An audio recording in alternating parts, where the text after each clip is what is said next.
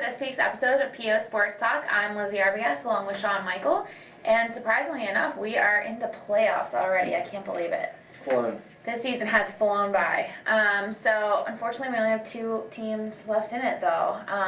Chambersburg is going to be traveling to Hershey Park Stadium, where they're going to face the number 4 seed Lower Dauphin, and Shippensburg, which ended at number 9, will go to Muhlenberg. And actually, I've been told that their stadium is behind the middle school, so be careful about that. Kickoff scheduled for 7 p.m. for both teams. So let's start with Chambersburg. Obviously, great start, been a little shaky. What do you think is going to happen? Very shaky. From what I understand, they're getting some players back from where they were in the beginning of the season when they started out 4-0.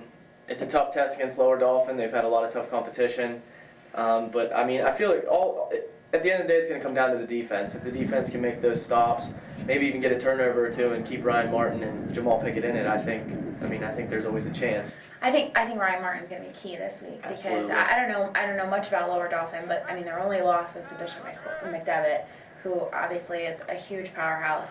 They've shut out 5 teams this year. They have 5 shutouts. Right.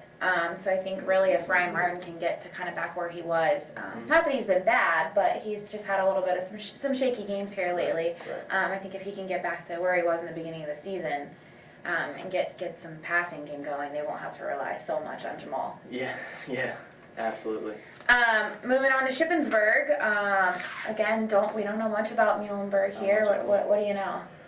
What I talked to Coach Faust today, and what he said is that it's a spread offense. They like to run a lot of zone read in the running game, which is something that Shippensburg hasn't seen. Waynesboro runs it a little bit, but obviously it's not to the effectiveness that Muhlenberg obviously will run it. So it's going to be an adjustment period for the defense, and I think that's going to be the biggest thing. Well, Shippensburg's defense is playing really well. Very though. well. You had mentioned their points. They gave up almost 100 points in the first 3 weeks, and near 90. And now less than 50, I think, in the last 7. Yes. They're obviously on this huge winning streak, coming off a really big win last week.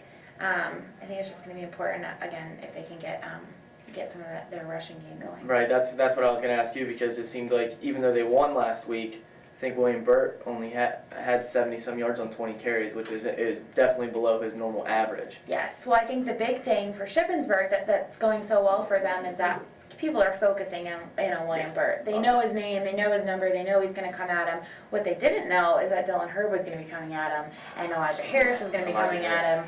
He was a huge shock last week, and he won that game for them in a lot of ways. So I think it'll be interesting. So, and hopefully we'll be back here again for another week of playoffs. Yeah, hopefully two more teams to talk about again next week. There you go. So until then, enjoy the games.